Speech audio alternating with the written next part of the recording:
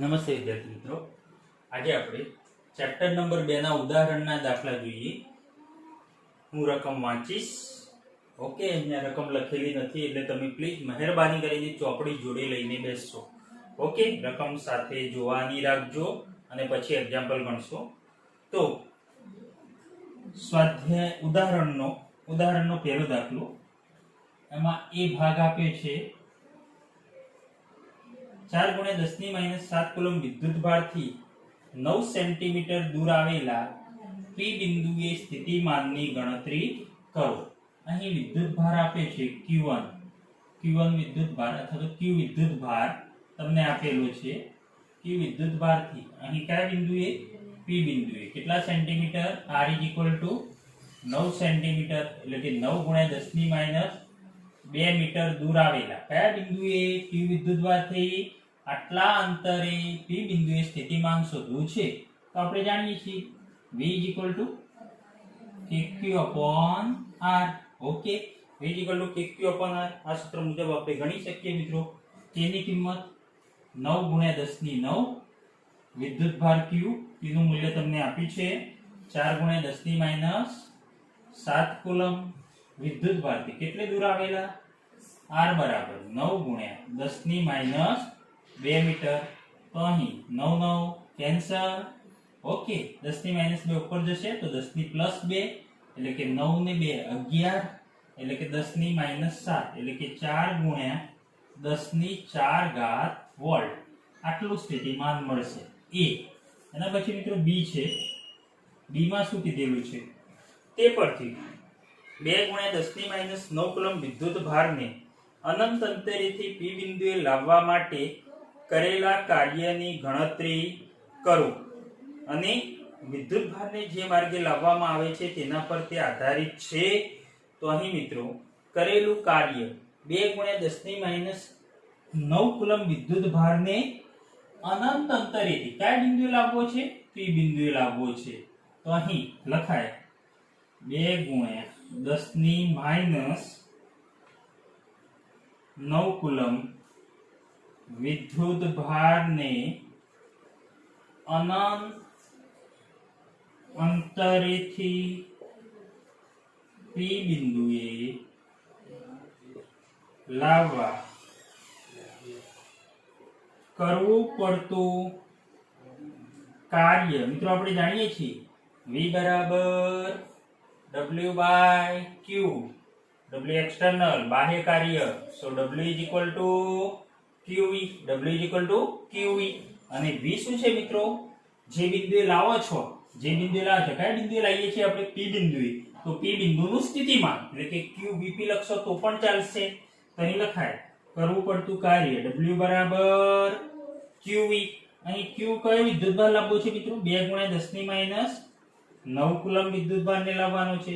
વિદ્યુત સ્થિતિમાન તે બિંદુનું, કયા બિંદુનું? P બિંદુનું. P બિંદુનું સ્થિતિમાન આપણે શોધ્યું અને Vp પણ લખાય Vp. P બિંદુનું સ્થિતિમાન 4 × 10⁴ એટલે કે મિત્રો 4 દુ 8, 8 × 10⁻9 + 4 એટલે કે 10⁻5. શું કાર્ય? આટલા જૂલ કાર્ય કરવું પડે. ક્લિયર? ઓકે. હવે આના પછી ઉદાહરણ નંબર 2 જોઈએ આપણે.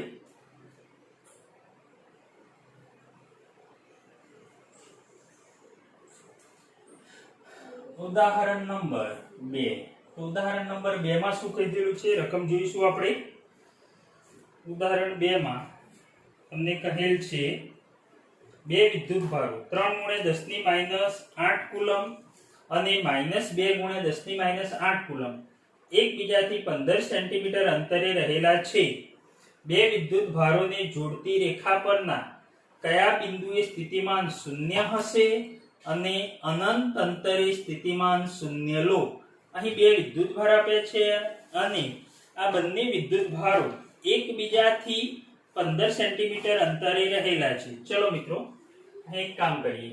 ધારો કે Q1 બરાબર આપણે લઈ લઈએ, તમને આપેલું છે 3 × 10⁻8 કુલમ તથા Q2 બરાબર આપણે લઈ લઈએ Q2 બરાબર -2 × 10⁻ 8 કુલમ. બે વિદ્યુત ભારો. તો અહીં હું દોરું છું. સૌપ્રથમ આપણે પહેલો પોઈન્ટ લઈએ. ધારો કે અહીં બે વિદ્યુત ભારો છે Q1 અને Q2. અહીં આપણે Q1 વિદ્યુત ભાર લઈએ જે ધન છે અને અહીં આપણે Q2 વિદ્યુત ભાર લઈએ જે ઋણ છે. ખાસ ધ્યાન રાખજો મિત્રો, અહીં વિદ્યુત ભાર ધન છે અને આ વિદ્યુત ભાર ઋણ છે. હવે એમ કીધું છે 15 સેન્ટીમીટર અંતરે આ બંને વિદ્યુત ભાર રહેલા છે. 15 સેન્ટીમીટર એટલે કે અહીં લખાય મિત્રો 15 સેન્ટીમીટર એટલે કે 15 ગુણ્યા 10 ની માઈનસ 2 મીટર એટલે કે 0.15 મીટર લખાય. Yes or no? r બરાબર હું લખી દઉં છું. r બરાબર 15 સેન્ટીમીટર એટલે કે 15 ગુણ્યા 10 ની માઈનસ 2 મીટર એટલે કે 0.15 મીટર અંતરે રહેલા છે.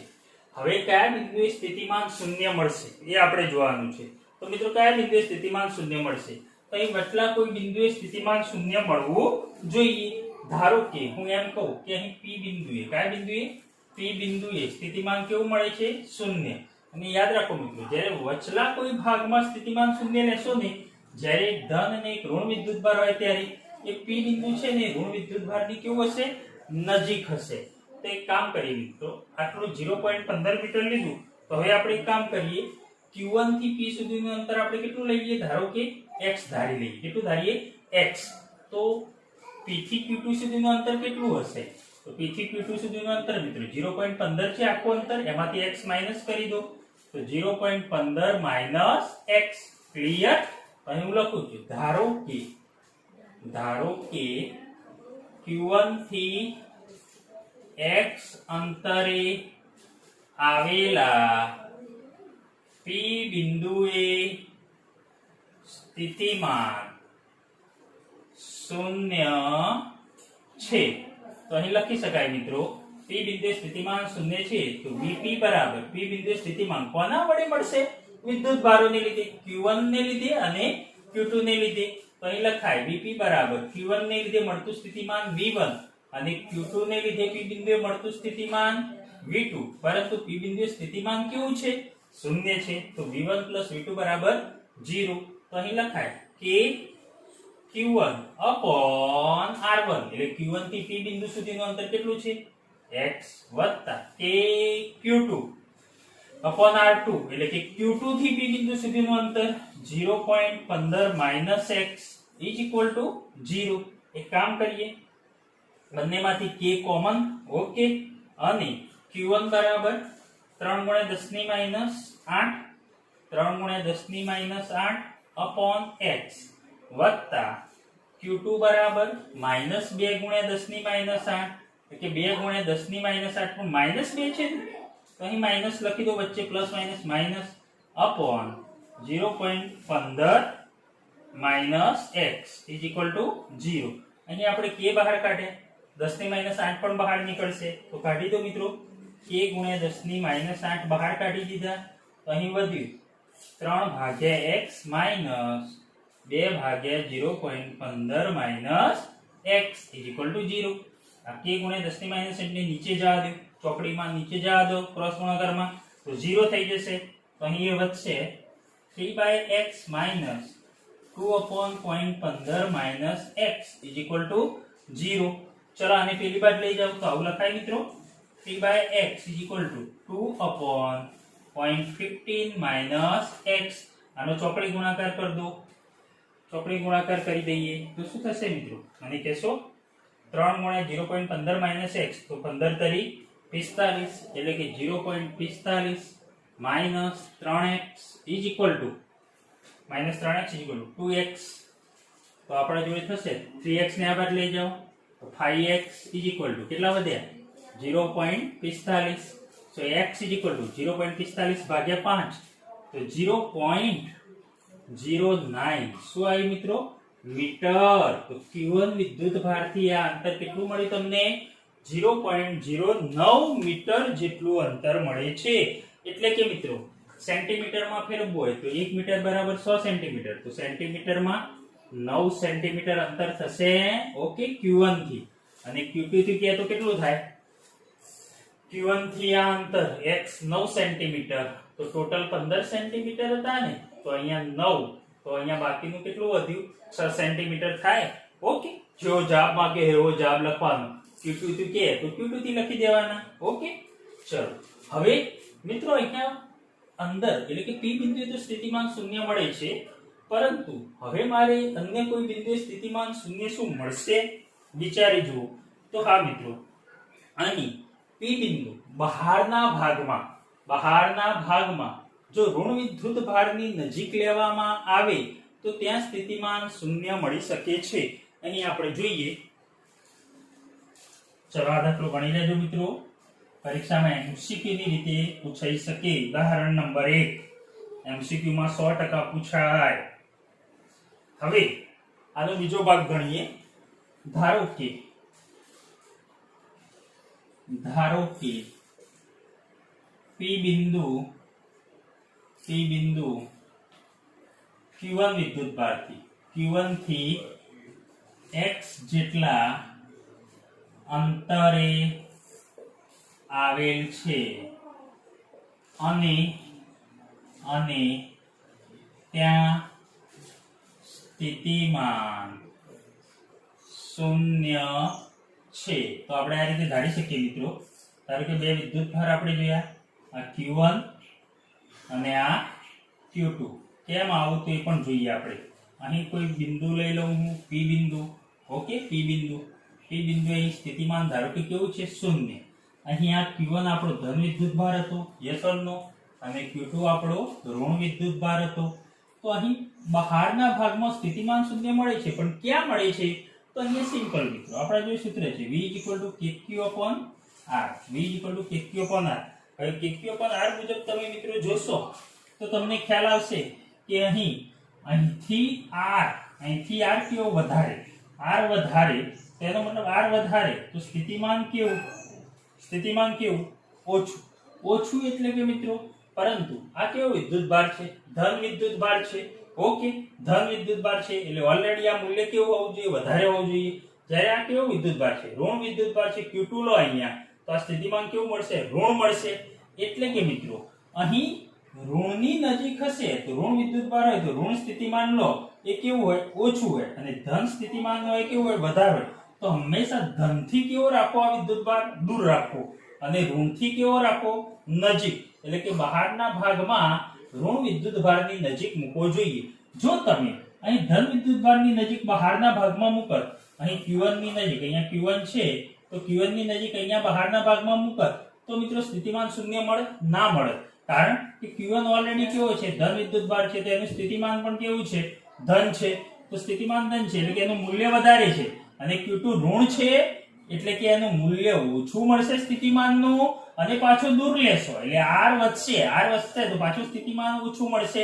એનો મતલબ મિત્રો અહીં એવું કહી શકાય કે Q2 જે છે ને, આ P બિંદુ જે છે એ ઋણ વિદ્યુત ભારની નજીક બહારના બિંદુએ હોવું જોઈએ. તો અહીં આપણે લખી શકીએ કે P બિંદુએ સ્થિતિમાન શૂન્ય છે. અહીં અંતર Q1 થી ધારી લઉં હું P બિંદુ સુધીનું, ધારો કે x. ઓકે, અને બે વિદ્યુત ભારો વચ્ચેનું અંતર તો આપણને આપેલું છે. બે વિદ્યુત ભારો વચ્ચેનું અંતર કેટલું આપ્યું છે? 0.15 મીટર. યસ, 0.15 મીટર છે. ઓકે, તો અહીંથી Q2 થી P બિંદુ સુધીનું અંતર કેટલું થાય? યસ, 0.15 મીટર છે.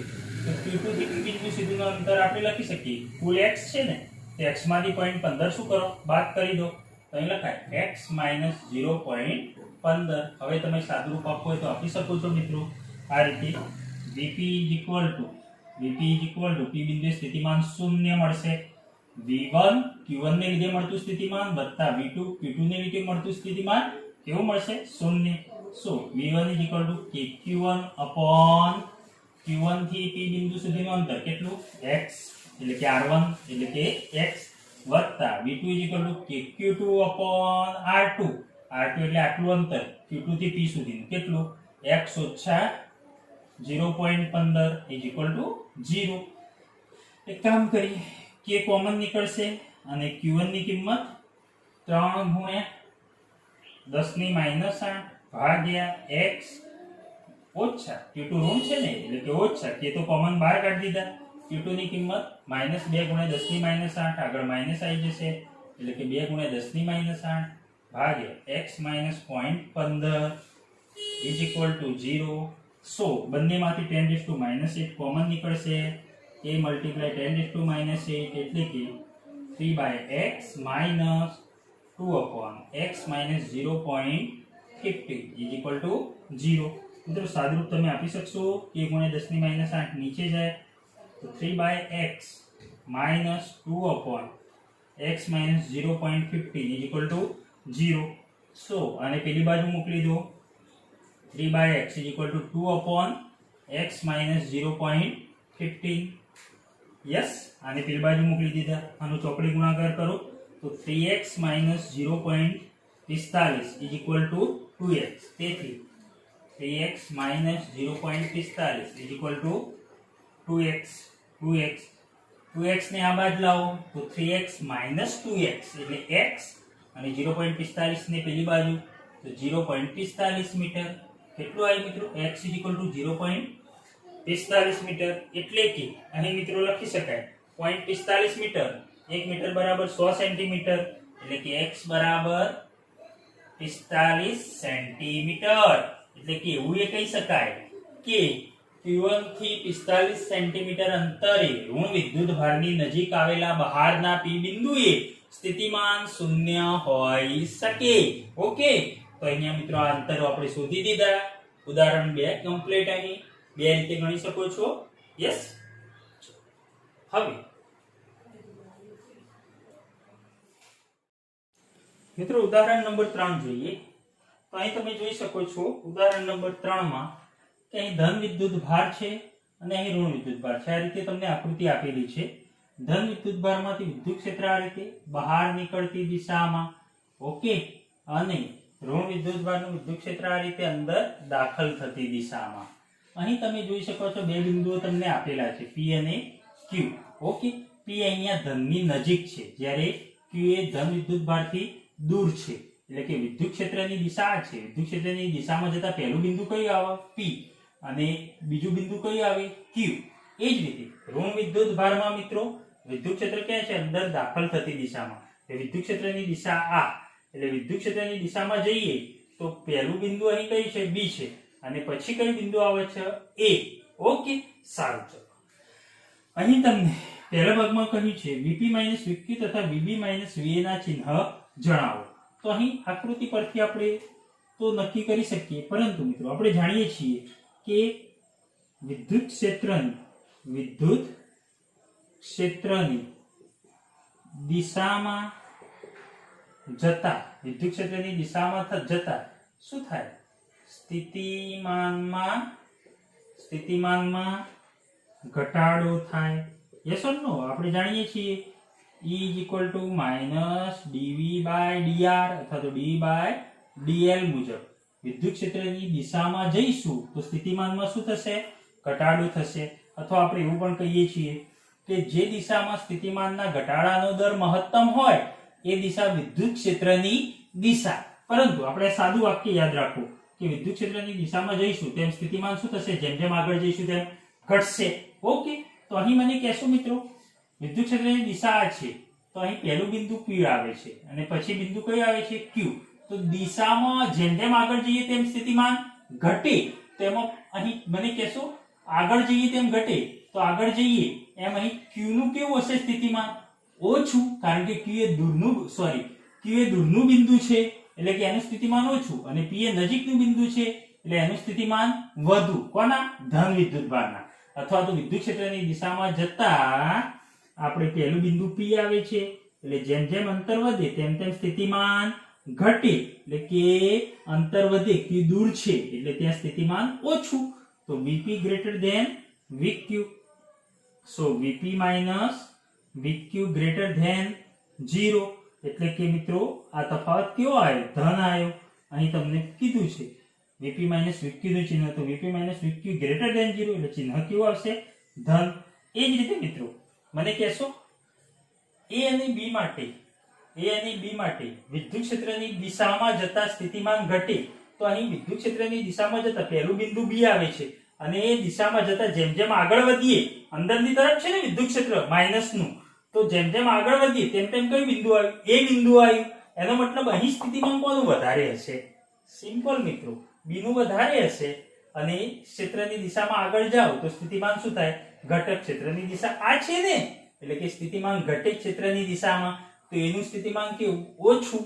એટલે કે અહીં લખાય VB ગ્રેટર ધેન VA, એટલે કે VB minus VA greater than 0. તેથી આનું ચિહ્ન કેવું કહીશું? ધન કહીશું. તો બંને ચિહ્નો ધન છે. એ જ રીતે મિત્રો, અથવા તમારે બીજી રીતે પણ કહેવું હોય તો કહી શકાય. ધારો કે બીજી રીતે પણ કહેવું હોય તો કહી શકાય, V ચલે છે 1/r મુજબ.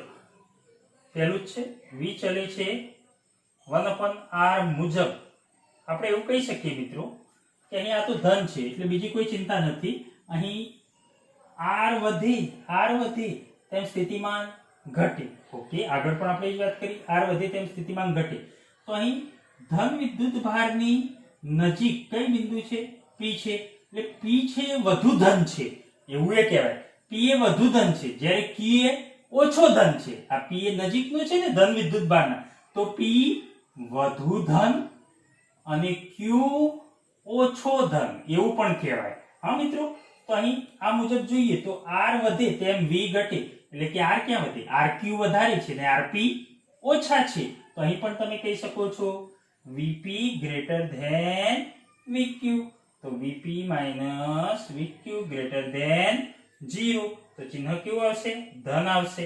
એ જ રીતે મિત્રો A અને B માટે કહેવું હોય તો શું? તો A અને B માટે મિત્રો A જે છે અહીં જોજો, સમજવા જેવું છે, આને તો ભૂલ પડશે. સૂત્ર મુજબ સીધું જોશો સાહેબ માઇનસ ની નજીક એટલે આ અંતર ઓછું, આ અંતર ઓછું તો V વધુ આવવું જોઈએ, પણ એવું નહીં મિત્રો. અહીંયા આ અંતર ઓછું, યસ ઓર નો? અંતર ઓછું, પરંતુ આ કેવો? ઋણ વિદ્યુત ભારની કેવો છે? નજીક છે. એટલે આનું સ્થિતિમાન, એનું સ્થિતિમાન વધુ ઋણ મળશે.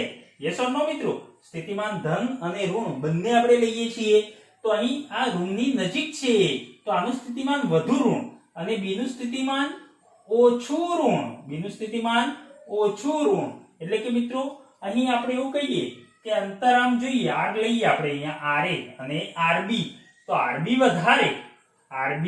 વધારે તો V કેવા? ઓછા ખરા, પણ કેવા? ઓછા ઋણ. અને RA એટલે આ અંતર RA કહો, તો RA આનાથી પણ ઓછા, તો V કેવું? વધુ. પણ એ વધુ કેવું? ઋણ મળશે ને મિત્રો, માઇનસ વિદ્યુત ભાર છે એટલે, તો વધુ ઋણ મળશે. એનો મતલબ એવું કહેવાય ઓછું ઋણ છે એ વધારે કહેવાય, અને વધુ ઋણ છે મૂલ્યમાં કહીએ તો વધુ ઋણ છે ઓછું કહેવાય.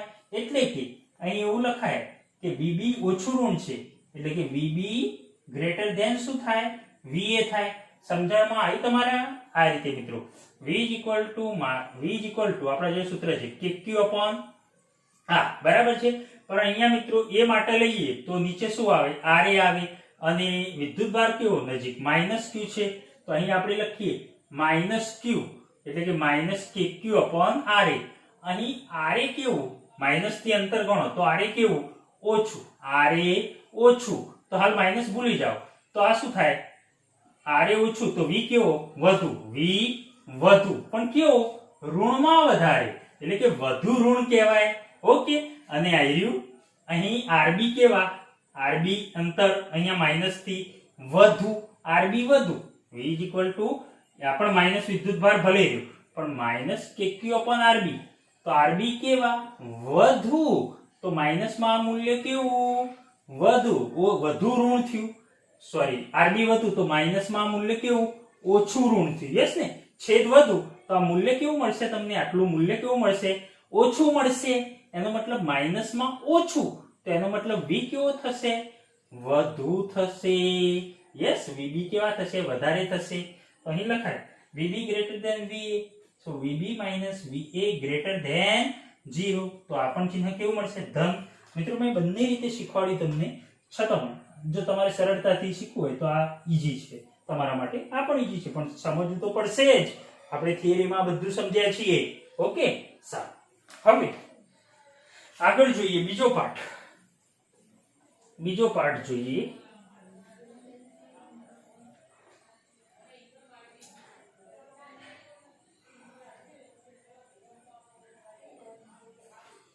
એક નાના ઋણ વિદ્યુતભારની Q અને P તથા A અને B વચ્ચેની સ્થિતિ ઊર્જાનો તફાવતના ચિહ્ન જણાવો. મિત્રો નાનો ઋણ Q વિદ્યુતભાર છે, નાનો ઋણ Q વિદ્યુતભાર એ Q અને P અને A તથા B ની વચ્ચે મૂકીએ તો સ્થિતિ ઊર્જાના તફાવતને ચિહ્ન જણાવો. ચલો મિત્રો, આ P અને Q છે આ રીતે. ઓકે, અહીં કઈ વિદ્યુતભાર છે? ધન. હું અહીંયા આકૃતિ દોરું આ રીતે. જોજો હો, આ ધન વિદ્યુતભાર છે આ રીતે ધન. ઓકે, આ ધન. અહીં કઈ છે? P અને પછી Q. ચલો, અહીં કઈ બિંદુ છે? P બિંદુ છે. જોજો, આ જ આકૃતિ દોરું છું અહીં અલગથી. અને અહીં કઈ બિંદુ છે? Q બિંદુ છે. ઓકે, સારું. હવે અહીં આટલો સ્થાન સદિશ કેટલો થશે? rp અને અહીં Q છે, ધારો કે Q, તો આટલો સ્થાન સદિશ કેટલો થશે? rq થશે, rq. ઓકે, આ બંનેની વચ્ચે અહીં કોઈ ઋણ વિદ્યુતભાર મૂકીએ છીએ. આ ઋણ વિદ્યુતભાર, આ ધન Q, આ પ્લસ Q, યસ ઓર નો? અને આ કોઈ નાનો સૂક્ષ્મ ઋણ વિદ્યુતભાર મૂકીએ એટલે કે માઈનસ Q મૂકીએ આપણે, બરાબર છે? તો મને કહેશો Q અને P તથા A અને B વચ્ચે સ્થિતિ ઊર્જાનો તફાવત ચિહ્ન કેટલો? તો સિમ્પલ મિત્રો, સ્થિતિ ઊર્જા, તો સ્થિતિ ઊર્જા માટે આપણે જાણીએ છીએ સૂત્ર કઈ છે? U બરાબર kq1. સ્થિતિ ઊર્જાનું સૂત્ર U kq1 q2/r. આ સૂત્રનો આપણે ઉપયોગ કરીએ તો જોજો મિત્રો, ધ્યાનથી સમજો. UP માટે લઈએ તો UP બરાબર kq1 એટલે પ્લસ Q, Q1 એટલે પ્લસ Q, અને Q2 મિત્રો આ બીજો વિદ્યુતભાર છે ને, આ P અને Q ની વચ્ચે, એટલે P માટે પણ લો અને Q માટે પણ લો. તો ચલો, અહીં P માટે માઈનસ Q વિદ્યુતભાર લઈએ તો kq1 q2 કેવા? માઈનસ Q અપોન P બિંદુ સુધીનો સ્થાન સદિશ કેટલો? rp. ઓકે, એ જ રીતે મિત્રો uq બરાબર kq1 q2 અપોન r મુજબ kq1 એટલે મિત્રો પ્લસ Q અને Q2 એટલે મિત્રો અહીં માઈનસ Q લો. યસ ને, બંનેની વચ્ચે એટલે અહીં Q ની નજીક ગણી લો તો માઈનસ Q, તો આ માઈનસ Q અપોન rq. હવે મને કહેશો મિત્રો UP અને UQ, તો ઉપર તો જે છે માઈનસ kq² અપોન rp અને અહીં માઈનસ kq² અપોન rq. પરંતુ આપણે જાણીએ છીએ મિત્રો rq greater than rp. Yes or no? આ rp જે સ્થાન સદિશ છે અહીંથી અહીં rq is greater than rp કરતા વધારે. એનો મતલબ rq વધુ, તો આ માઈનસ છે ને, મૂલ્ય તો કેવું છે? માઈનસ. rq વધુ એનો મતલબ આ મૂલ્ય કેવું? ઓછું. પણ માઈનસમાં ઓછું ને, માઈનસમાં ઓછું, તો uq કેવા? વધુ થશે. અને આ મૂલ્યમાં rp ઓછા, એનો મતલબ આ મૂલ્ય kq², માઈનસ આમ નામ રાખો તો kq² અપોન rp, એટલે rp ઓછા, તો આ મૂલ્ય કેવું? વધુ. પણ શામાં વધુ? માઈનસમાં વધુ. તો માઈનસમાં વધુ, તો એનો મતલબ UP કેવા? ઓછા. તો અહીં એવું લખી શકાય મિત્રો, rq greater than rp, so UP greater than UP greater than UQ લખી શકાય ને? તો અહીં લખાય UP greater than UQ, so UP minus UQ greater than 0. તો UP minus UQ greater than 0. પણ અહીં Q અને P વચ્ચે કીધું છે અને Q અને P નો આપણે તફાવત લેવાનો છે, તો એવું કહી શકાય. અહીં એક જ મિનિટ લખવામાં ભૂલ થઈ. rq greater than rp, rq greater than, તો એનો મતલબ માઈનસમાં મૂલ્ય ઓછું એટલે કે uq વધુ.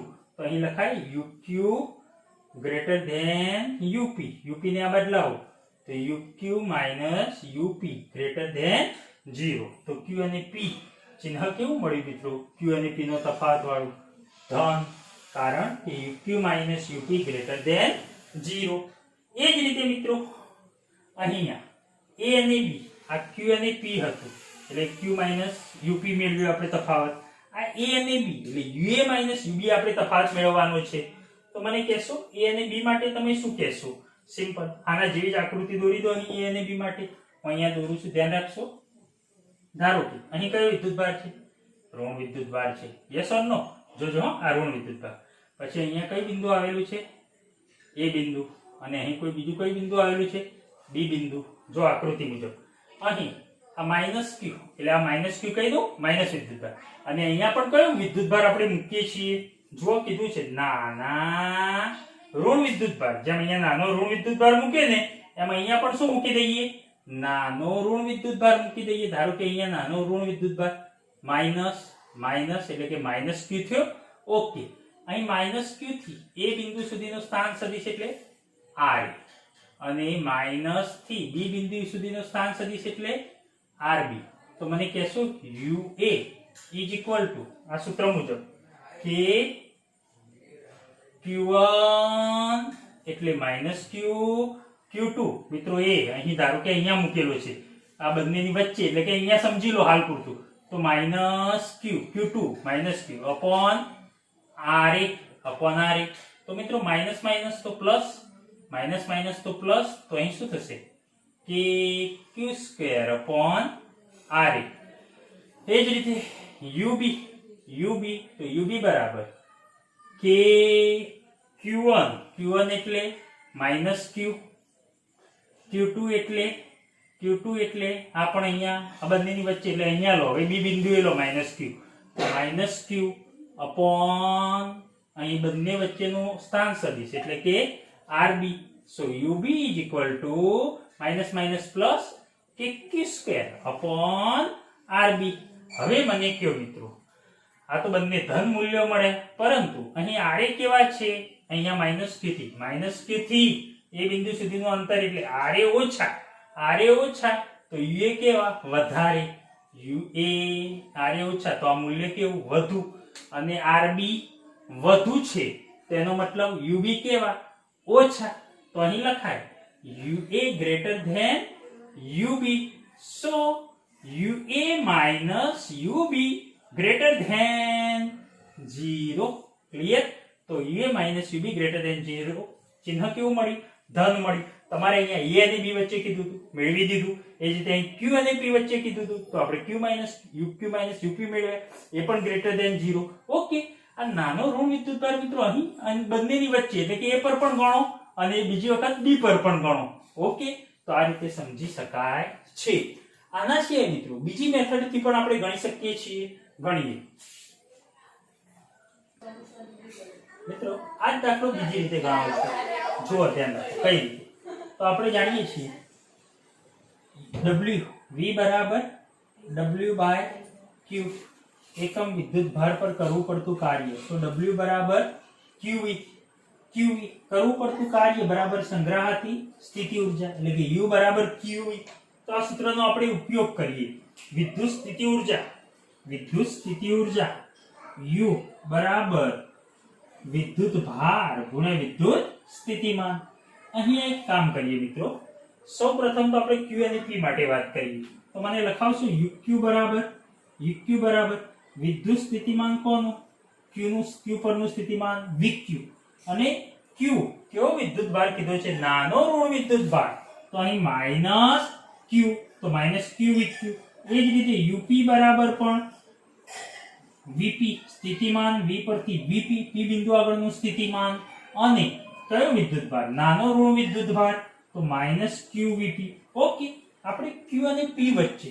તો Q અને P તો અહીં લખાય UQ minus UP બરાબર લખો મિત્રો UQ એટલે minus Q VQ minus બ્રેકેટમાં minus Q VP UP બરાબર minus Q VP ઓકે ચલો minus Q VQ minus minus plus Q VP so અહીં minus Q આપણે અહીં બહાર કાઢીએ Q ને બહાર કાઢો તો Q ને બહાર કાઢીએ તો શું આવશે મિત્રો બ્રેકેટમાં minus VQ plus VP minus VQ plus VP એટલે કે Q બ્રેકેટમાં VP minus VQ મિત્રો VP minus VQ પણ VP minus VQ મને કહેશો આપણે આગળ જ વાત કરી આગળના પહેલા એક્ઝામ્પલમાં એ ભાગમાં કે VP is greater than VQ તો અહીં મિત્રો VP minus VQ કેવો તફાવત ધન તફાવત એનો મતલબ આ આખો તફાવત કેવો મળશે તમને ધન એટલે કે UQ minus UP કેવો મળે ધન મળે અહીંયા આ રીતથી પણ આપણે શોધ્યું UQ - UP કેવું મળે ધન. એ જ રીતે મિત્રો ચલો A અને B માટે વાત કરીએ તો A અને B માટે સેમ આ રીતે લખી દઈએ. અહીં A અને B વચ્ચે કીધું છે એટલે કે UA - UB. તો આ રીતે લખી દો સીધે સીધું આના પરથી. ચલો UA - UB કરશો આની માફક જ તો શું આવશે Q અને બ્રેકેટમાં અહીં UQ હતા તો UQ અહીં છે, UP અહીં હતા તો VP અહીં છે. તો અહીં શું થશે VB - VA. મિત્રો આના પરથી સીધું બનાવી દીધું VB - VA. પરંતુ VB - VA એ તો કેવું છે ધન છે. VB is greater than VA. VB ઓછો ઋણ અને VA વધુ ઋણ. ઓકે તો VB - VA તફાવત કેવો ધન મળશે. ઓકે તો આખો તફાવત ધન એટલે કે ધન ચિહ્ન. ક્લિયર. તો આ રીતે પણ મિત્રો સારી રીતે સમજી શકીએ. પણ ક્યારે ખબર પડે આપણે થિયરી સારી રીતે ભણ્યા હોય તો જ. ઓકે હવે સી ભાગ જોઈએ. સી ભાગ મિત્રો હવે સી માં શું લખ્યું છે તમે રકમમાં જોશો એક નાના ધન વિદ્યુત ભારને Q થી P લઈ જવા કોના વડે ક્ષેત્ર વડે થતા કાર્યનું ચિહ્ન. ક્ષેત્ર એટલે વિદ્યુત ક્ષેત્ર વડે થતા કાર્યનું ચિહ્ન Q થી P. મિત્રો આ P અને Q છે. ઓકે એક કામ કરો આકૃતિ હું અહીંયા દોરું. આ કયો ધન વિદ્યુત ભાર આ ધન. ઓકે અહીં શું છે P છે. ઓકે અને અહીં કઈ બિંદુ છે Q છે. ઓકે નાના ધન વિદ્યુત ભાર આ રીતે ધન વિદ્યુત ભાર છે. આને મારે ક્યાંથી ક્યાં લઈ જવું છે Q થી P. ચલો મિત્રો આ ધન વિદ્યુત ભારનું વિદ્યુત ક્ષેત્રની દિશા કઈ છે આ છે આ વિદ્યુત ક્ષેત્ર એની દિશા છે. યસ ઓર નો વિદ્યુત ક્ષેત્ર ધન વડે બહાર નીકળતી દિશામાં. ઓકે વિદ્યુત ક્ષેત્રની દિશા. તો અહીં મને કહેશો આ રીતે ધન વિદ્યુત ભાર હોય ધન વિદ્યુત ભાર તો ધન વિદ્યુત ભાર પર વિદ્યુત ક્ષેત્ર વડે કઈ દિશામાં બળ લાગે આ દિશામાં બળ લાગે. આ દિશા એટલે મિત્રો વિદ્યુત ક્ષેત્રને કારણે લાગતું બળ Fe. વિદ્યુત ક્ષેત્રની દિશામાં ધન વિદ્યુત ભાર પર લાગતું બળ Fe. ઓકે અને તમારે લઈ કઈ દિશામાં જવાનું છે Q થી ક્યાં લઈ જવાનું છે P તરફ. Q થી P તરફ જવાનું છે. એનો મતલબ વિદ્યુત ક્ષેત્રની વિરુદ્ધ તમારે શું કરાવવું પડશે સ્થાનાંતર D કરાવવું પડશે. યસ ઓર નો મિત્રો વિદ્યુત ક્ષેત્રને કારણે બળ આ બાજુ લાગે છે અને તમે કાર્ય કેમ કરો છો એટલે કે સ્થાનાંતર કેમ કરાવવાનું છે આ દિશામાં Q થી P તરફ. તો આ બંને વચ્ચે ખૂણો કેટલો બને F અને D વચ્ચે ખૂણો કેટલો બને 180 ડિગ્રી નો બને. યસ ઓર નો. તો આપણો જે સૂત્ર છે W FD cos θ F dot D બળ ગુણ્યા સ્થાનાંતર FD cos θ. θ કેટલા 180. તો મિત્રો FD cos 180 ની કિંમત -1. તો અહીં થતું કાર્ય કેવું મળે -FD એટલે થતું કાર્ય ઋણ મળે. કારણ કે મિત્રો વિદ્યુત ક્ષેત્ર આ દિશામાં લાગે છે તમે સ્થાનાંતર કઈ દિશામાં આ દિશામાં કરાવો છો એટલે કે Q થી P તરફ લઈ જાઓ છો. તો અહીં ક્ષેત્ર વડે થતું કાર્ય કેવું મળશે ઋણ મળશે. ઓકે એ જ રીતે બીજો એક દાખલો છે. એક નાના ઋણ વિદ્યુત ભારને કયા વિદ્યુત ભાર ઋણ B થી A લઈ જવામાં કોના વડે બાહ્ય બળ વડે. યસ અહીં કોના વડે વાત હતી ક્ષેત્ર વડે વિદ્યુત ક્ષેત્ર વડે એટલે F બળ આપણે ગણ્યું. ઓકે બાહ્ય બળ વડે થતા કાર્યનું ચિહ્ન. ઓકે સારું ચલો નાના ઋણ વિદ્યુત ભારને B થી A. મિત્રો B થી A તો અહીંયા છે B અને A. તો આ ઋણ વિદ્યુત ભાર છે અહીંયા તો આ આકૃતિ હું અહીંયા દોરું. મિત્રો આ રીતે છે આ ઋણ વિદ્યુત ભાર. ઓકે અહીં A અને અહીં B. ઓકે એ બિંદુ અહીં નાના ઋણ વિદ્યુત ભારને અહીંયા મૂક્યો મેં B થી ક્યાં લઈ જવાનું છે A નાના ઋણ વિદ્યુત ભારને B થી A. તો મને કહેશો અહીં વિદ્યુત ક્ષેત્ર તો કઈ તરફ હોય અંદર દાખલ થતી દિશામાં. એની દિશા અંદર દાખલ થતી દિશામાં હોય. ઓકે ઋણ વિદ્યુત ભાર પર વિદ્યુત ક્ષેત્રની દિશા આ છે. હંમેશા વિદ્યુત ક્ષેત્રની કઈ દિશામાં બળ લાગે વિરુદ્ધ દિશામાં. એટલે કે વિદ્યુત ક્ષેત્રની દિશા આમ છે તો વિદ્યુત ક્ષેત્રની વિરુદ્ધ દિશામાં લાગતું બળ કઈ મિત્રો થશે આ દિશા. એટલે કે અહીં લાગતું બળ Fe. વિદ્યુત ક્ષેત્ર આમ છે તો વિદ્યુત ક્ષેત્ર ઋણ વિદ્યુત ભાર પર હંમેશા વિદ્યુત ક્ષેત્રની વિરુદ્ધ દિશામાં બળ લાગે એટલે કે ક્ષેત્રને કારણે લાગતું બળ Fe આ દિશામાં. પરંતુ મિત્રો અહીં તો શું કીધું છે બાહ્ય બળ વડે, તો આપણે તો કઈ દિશામાં લઈ જવું છે બી થી એ, તો બાહ્ય બળ વડે આ વિદ્યુત ભારને અહીંયા પકડ્યો, પકડીને આમ લઈએ છીએ, તે બાહ્ય બળ વડે, બાહ્ય બળ કેમ લાગશે આમ લાગશે, F એક્સટર્નલ બાહ્ય બળ આપણું આ રીતે, તો બાહ્ય બળ વડે આમ આપણે લઈ જઈશું વિદ્યુત ભારને, અને એ દિશામાં શું થશે મિત્રો સ્થાનાંતર ડી પણ એ જ દિશામાં થશે ને વિદ્યુત ભારનું, ઓકે બાહ્ય બળ વડે સ્થાનાંતર આ દિશામાં, તો અહીં F એક્સટર્નલ આ બળ આપણે નથી ગણવાનું, એની તો વિરુદ્ધ આપણે કાર્ય બાહ્ય બળ વડે કાર્ય કરીએ છીએ, ઓકે આ દિશામાં, તો અહીં F એક્સટર્નલ અને D બળ અને સ્થાનાંતર બંને કઈ દિશામાં થયા, એક જ દિશામાં થયા, બાહ્ય બળ અને સ્થાનાંતર, તો થીટા બરાબર કેટલા 0, એક જ દિશામાં થીટા 0, તો W બરાબર FD cos theta, theta 0, cos 0 ની કિંમત મિત્રો 1, તો અહીં FD કેવા મળે તમને ધન મળ્યા, એનો મતલબ થતું કાર્યનું ચિહ્ન કેવું ધન, ક્લિયર મિત્રો, સમજણમાં આવ્યું, ઓકે સારું.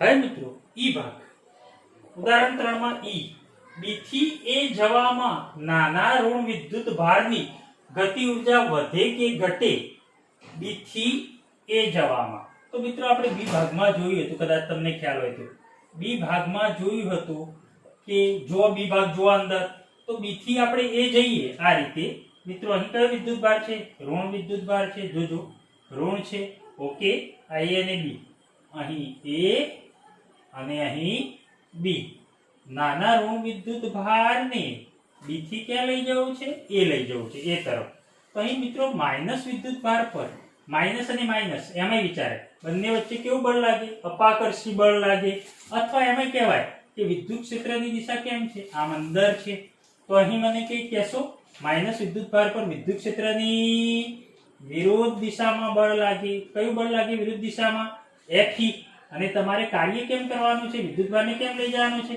આમ લઈ જવાનું છે, બાહ્ય બળ આપણું F એક્સટર્નલ, ઓકે, તો મિત્રો તમારે વિદ્યુત ભારને આમ લઈ જવું છે, અને વિદ્યુત ક્ષેત્રને કારણે બળ તો કઈ દિશામાં લાગે છે વિરુદ્ધ દિશામાં લાગે છે, તો અહીંયા આપણે સીધે સીધું એવું કહી શકીએ કે વિદ્યુત ક્ષેત્રની વિરુદ્ધ દિશામાં જો ઋણ ભાર પર બળ લાગતું હોય, અથવા તો એમાં વિચારે માઇનસ માઇનસ વચ્ચે અપાકર્ષણ એટલે કે દૂર ધકેલે, તો K = 1/2 mv² મુજબ આપણે એવું કહી શકીએ કે વિરુદ્ધ દિશામાં બળ લાગે તો વેગ શું થાય v ઘટે, તો ગતિ ઉર્જા k, v ઘટે તો ગતિ ઉર્જા k પણ ઘટે, તેથી E = k + u, yes k ઘટે, સંરક્ષણનો નિયમ ઉર્જા k ઘટે તો u શું થાય વધે, એટલે કે સ્થિતિ ઉર્જા શું થશે વધશે, અથવા તો મિત્રો એવું એ કહી શકીએ આપણે બી ભાગમાં આપણે જોયું હતું કે બી થી એ પર નાના ઋણ વિદ્યુત ભારને લઈ જાવ છો તો શું મળ્યું હતું આપણને UA > UB, એટલે આ બાજુ લઈ જાવ તો સ્થિતિ ઉર્જામાં શું થાય છે વધારો થાય છે, યસ ને મિત્રો વધારો જ થાય ને, તમે બાહ્ય બળ વડે કાર્ય કરો છો, એટલે કે તમે જે કાર્ય કરો છો એ કઈ ઉર્જા સ્વરૂપે સંગ્રહાય અહીંયા આવતા વિદ્યુત ભારમાં સ્થિતિ ઉર્જા સ્વરૂપે સંગ્રહાય, એટલે કે સ્થિતિ ઉર્જા શું થાય વધે, એટલે કે આ બાજુ લઈ જતા સ્થિતિ ઉર્જા વધે છે, એટલે કે U વધે, તેથી ગતિ ઉર્જા કે શું થાય ઘટે, ક્લિયર મિત્રો, બંને રીતે તમને ખ્યાલ આવી ગયો હશે, ઓકે મિત્રો દાખલા ખૂબ ધ્યાનથી સમજશો તો ઘણી બધી થિયરિકલ ભાગ પણ તમને યાદ આવી જશે, થિયરી સારી રીતે સમજેલી હોવી જોઈએ.